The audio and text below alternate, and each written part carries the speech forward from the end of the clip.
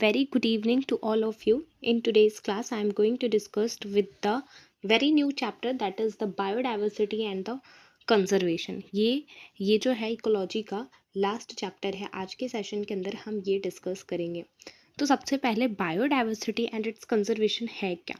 Biodiversity it means कि हमारे अर्थ के अंदर बहुत सारे ऑर्गेनिज्म हैं. There is lots of species, lots of organism are present in our earth and we need to conserve them, क्योंकि वो क्या हो रहे हैं, वो एक्सटिंक्ट होते जा रहे हैं बिकॉज ऑफ कुछ ह्यूमन बींग के वजह से, कुछ नेचुरल जो प्रोसेस है इसकी वजह से. तो हमें उसको क्या है, कंजर्वेशन हम कैसे करें, क्या है इसका डिटेल डिस्कशन हमारे आज की क्लास के अंदर हम करेंगे.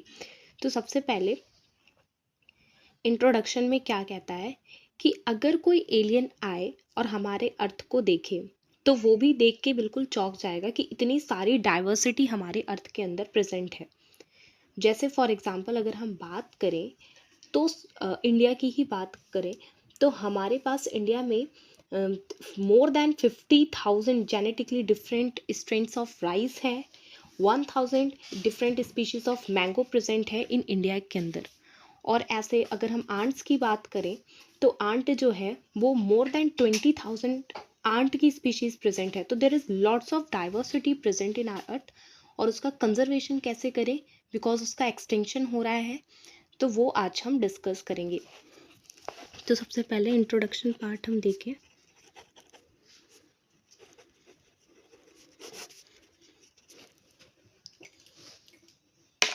If an alien from a distant gallery,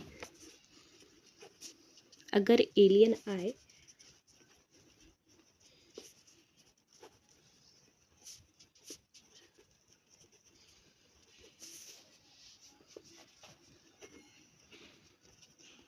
gallery were to visit our planet,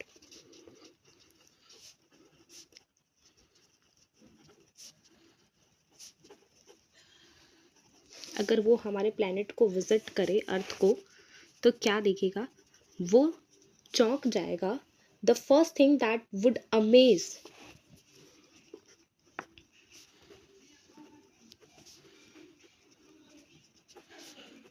that would amaze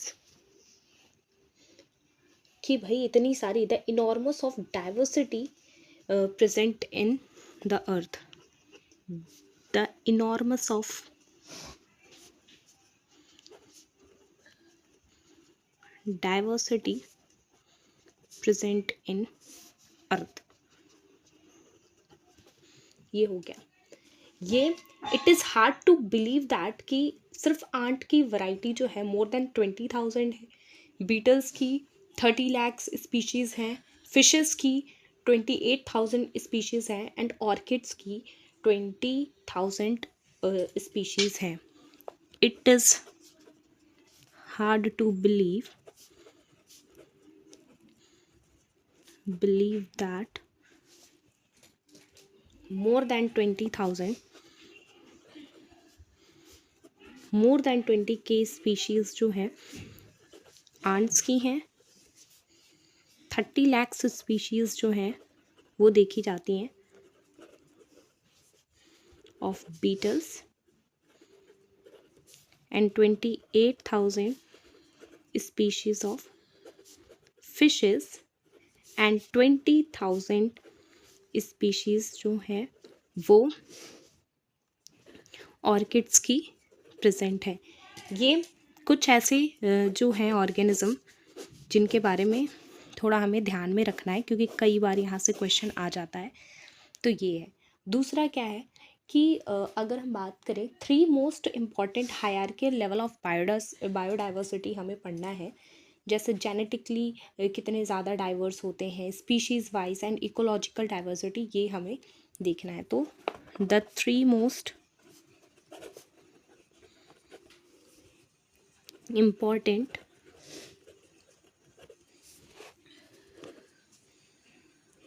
hierarchy level of biodiversity. तो सबसे पहला genetic genetic diversity, species wise, species diversity, और जो थर्ड है इकोलॉजिकल डाइवर्सिटी।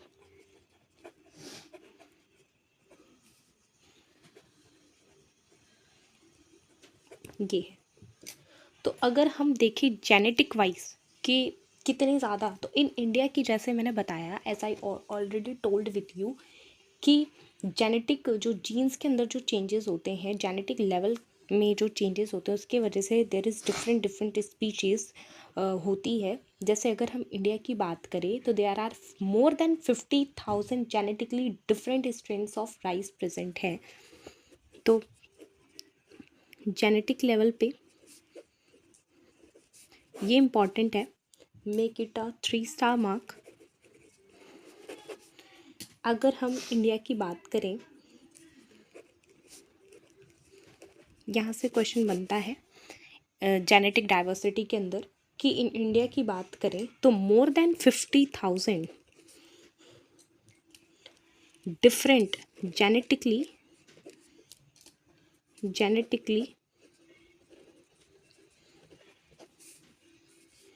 डिफरेंट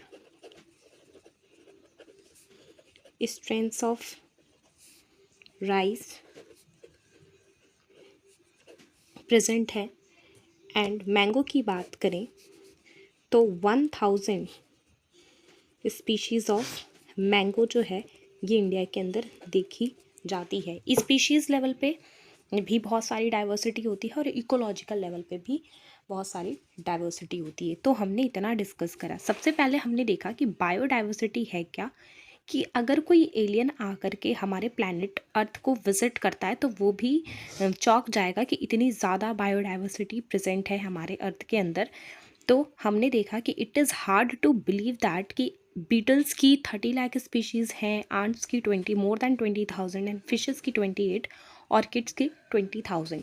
अब हमने बात करा कि the 3 most important hierarchical level of diversity है, that is genetic, species and ecological. Genetic के अंदर हमें इंडिया के अंदर जो है ये देखना होता है। यहाँ से क्वेश्चन बन जाता है कि इन इंडिया की अगर हम बात करें तो मोर than 50,000 genetically different strains of rice पाए जाते हैं एंड 1000 जो है स्पीशीज़ ऑफ मैंगो देखी जाती है। अब next we are going to talk about the global biodiversity.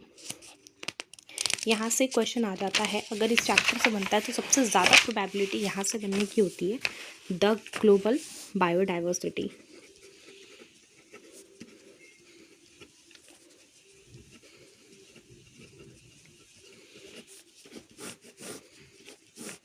Global biodiversity ये क्या है?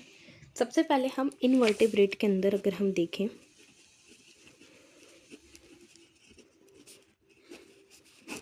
इसके बारे में, make it a 3 star mark. यहाँ से क्वेश्चन बन जाता है, ये एक सर्कुलर वे में एक डायग्राम दे रखा है, यहाँ से क्वेश्चन बनता है।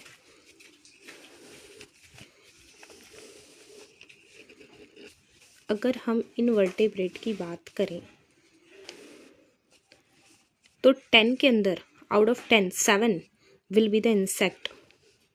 तो ये जो सबसे बड़ा जो है सर्कल जो है वो इंसेक्ट का है। तो अगर हम यहाँ बात करें इनवर्टेब्रेट की तो ये जो है इंसेक्ट का है, इंसेक्ट्स प्रेजेंट होंगे। ये जो बगल में है दैट इज़ मोलस्क। यहाँ पे क्रस्टेशियंस होते हैं एंड यहाँ पे अदर एनिमल ग्रुप।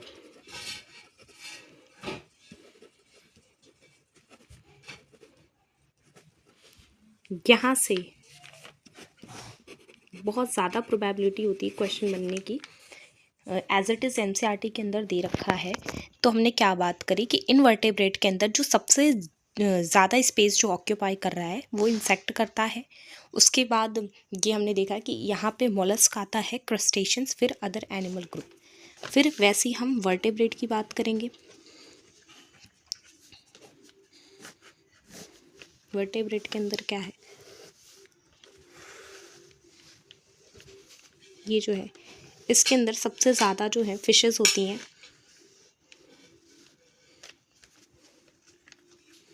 यहाँ पे ये जो स्पेस है ये फिशेस ऑक्यूपाई करेंगी। यहाँ पे है एम्फीबियंस जो कि लैंड एंड वाटर दोनों में सरवाइव कर सकती हैं। यहाँ पे जो है ये बर्ड्स हैं, यहाँ पे जो है मैमल्स हैं। As it is location wise याद होना चाहिए क्योंकि यहाँ से क्वेश्चन बन जाता है। फिर हम बात करेंगे प्लांट्स के अंदर।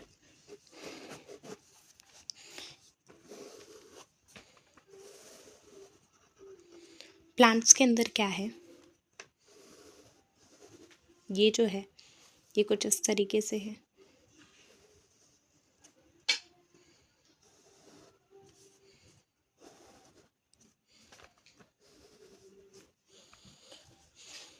यहाँ पे है लाइकेंस,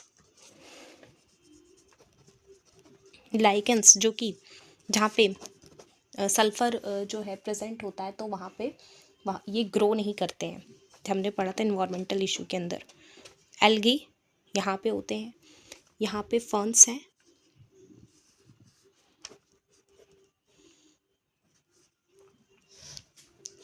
एंड एलीज, यहाँ पे मॉसेस,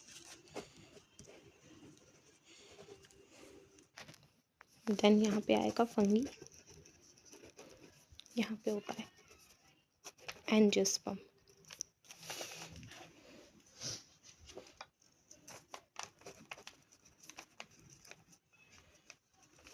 ये हमने देख लिया।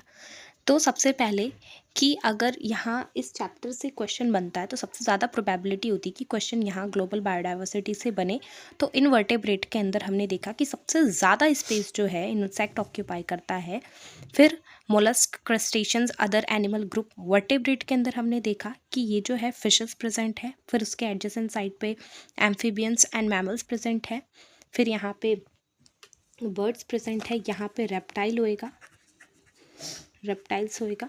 फिर हमने प्लांट्स के केस में देखा कि यहाँ पे fungi, angiosperm, algae, lichens, mosses, ferns and allies. ये as it is location wise याद होना चाहिए बिकॉज यहाँ से क्वेश्चन बन जाता है। नेक्स्ट, जैसे हमने यहाँ पे देखा कि out of 10 animal on this planet there are 7 will be the insect. अगर हम बात करें आउट ऑफ, ये हमने देखा इन जनरल ये जो सबसे ज़्यादा स्पेस जो है इंसेक्ट ऑक्यूपाई कर रहा है, तो आउट ऑफ 10 एनिमल, 10 जो एनिमल है उसके अंदर on this planet there are 7 insects. ये हो गया, यहाँ तक हमने देख लिया। अब next we are going to talking about the species area relationship. ये क्या है, यहाँ से क्वेश्चन बन जाता है species area relationship.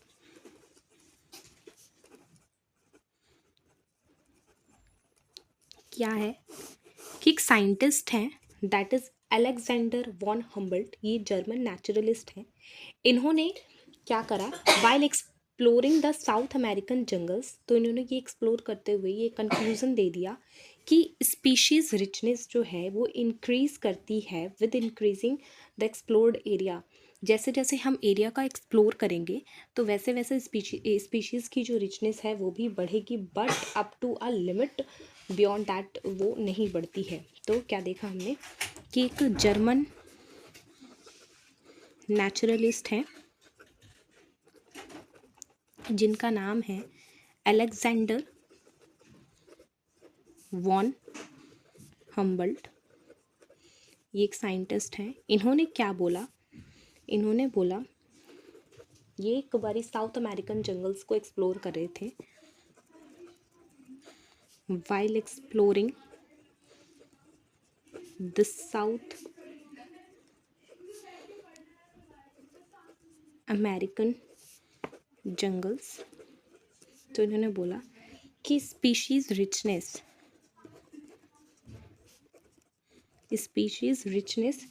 increased with increasing explored area, but only up to a limit. ये इन्होंने बोला कि जैसे जैसे जो हम एरिया का एक्सप्लोर करते जाएंगे वैसे वैसे स्पीशीज़ रिचनेस बढ़ेगी, बट ये सिर्फ एक लिमिट तक होता है, उसके बाद नहीं होता है। दूसरा जो हम पढ़ेंगे that is rivet popper hypothesis. ये क्या है, यहाँ से भी क्वेश्चन बन जाता है। रिवेट पॉपर हाइपोथेसिस क्या है, कैसा है, डिटेल डिस्कशन करेंगे। रिवेट पॉपर हाइपोथेसिस किसने दिया है? इसे दिया था पॉल एरिक्सन ने।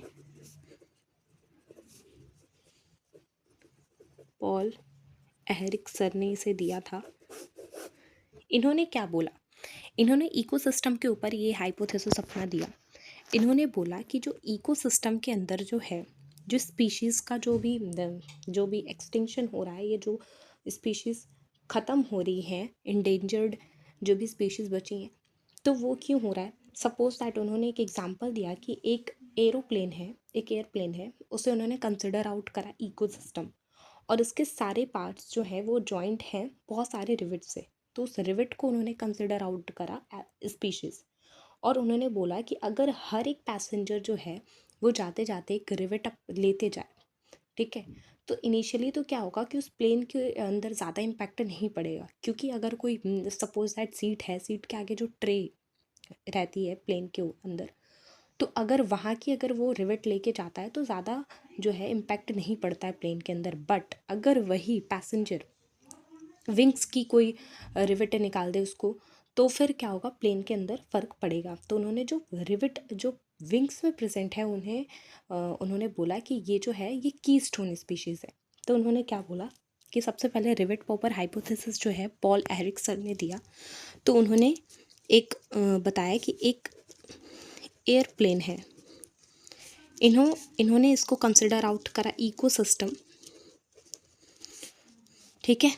इसमें बहुत सारे there are thousands of rivets present होते हैं सारे पार्ट्स को ज्वाइन करने के लिए।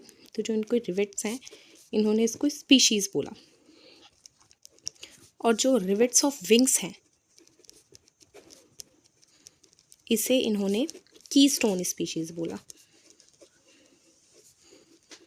तो इन्होंने पहले बोला कि अगर हम ये जो इकोसिस्टम में अगर रिवेट अगर कहीं ट्रे से सीट से अगर निकाले तो पहले प्लेन पे इतना इम्पैक्ट नहीं पड़ेगा, लेकिन अगर रिवेट हर एक पैसेंजर अगर विंग से निकाले तो क्या होगा, प्लेन पे फ़र्क पड़ेगा। तो इनिशियली जो है ज़्यादा इम्पैक्ट नहीं पड़ेगा, लेकिन बाद में जो है ये प्लेन जो है वो डेंजर वाली सिचुएशन में चला जाएगा। तो ये है, ये इन्होंने बोला। क्या बोला इन्होंने, इनका जो एग्ज़ाम्पल था, इन्होंने बोला कि एयरप्लेन को इन्होंने इकोसिस्टम कंसिडर आउट करा, द ऑल पार्ट्स ऑफ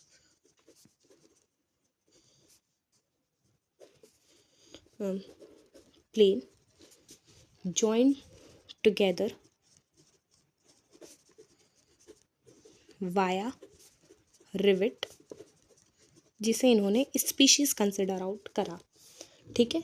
फिर उन्होंने बोला species if every passenger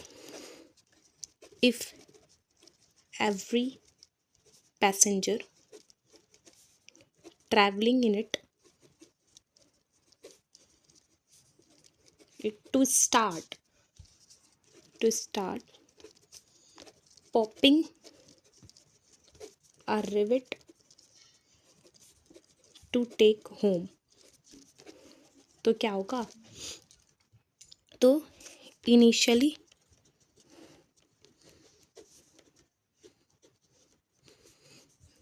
this will not danger, but if passenger popping the rivet of wings, it will be dangerous।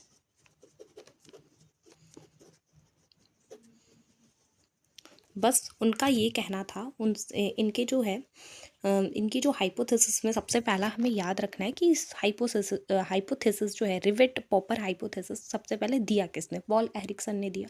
इन्होंने एक एरोप्लेन है उसका एग्जाम्पल लिया जिसको उन्होंने इकोसिस्टम कंसिडर आउट करा।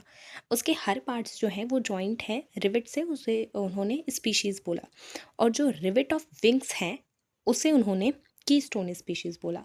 तो उनका बोलने का बस ये जो एग्जाम्पल से, जो एरोप्लेन का जो एग्जाम्पल है, इनका समझाने का ये मतलब था कि जो इकोसिस्टम पे स्पीशीज़ जो हैं वो जा रही हैं, इससे तो फ़र्क पड़ता है, पहले ज़्यादा नहीं पड़ता, बाद में तो पड़ता है, लेकिन अगर कीस्टोन स्पीशीज़ जो है वो जाती हैं, उनका जो एक्सटिंक्शन हो रहा है, तो इससे बहुत ज़्यादा इम्पैक्ट पड़ता है हमारे इकोसिस्टम के अंदर। ये जो है इन्होंने बोला। फिर हम बात करेंगे, next we are going to talking about the loss of biodiversity.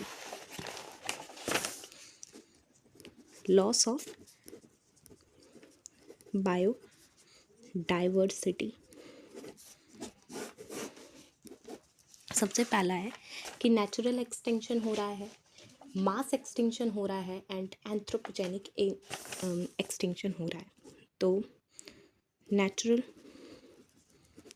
Extinction हो रहा है,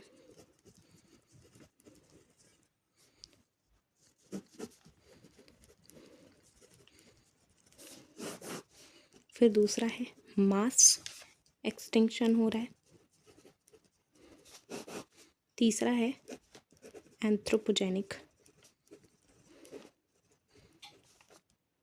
एक्सटिंक्शन हो रहा है। क्या है? नेचुरली जो नेचुरल प्रोसेस है, इसके वजह से जो स्पीशीज़ का जो एक्सटिंक्शन हो रहा है, तो by the natural process, by the natural process. फिर दूसरा क्या है? मास एक्सटिंक्शन जो हो रहा है, ये जो हो रहा है लार्ज नंबर ऑफ स्पीशीज़ का जो है एक साथ हो रहा है, तो इसके अंदर क्या हो रहे हैं? एक्सटिंक्ट कर रही हैं लार्ज नंबर ऑफ स्पीशीज़।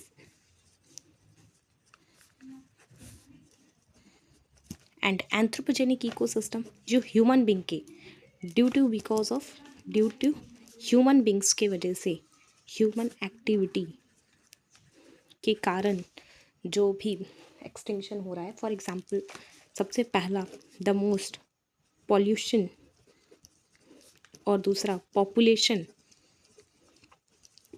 की वजह से क्या हो रहा है? Destruction, deforestation. तो जो जानवर हैं उनका जो हैबिटेट का जो लॉस ऑफ हैबिटेट हो रहा है उनका, ठीक है।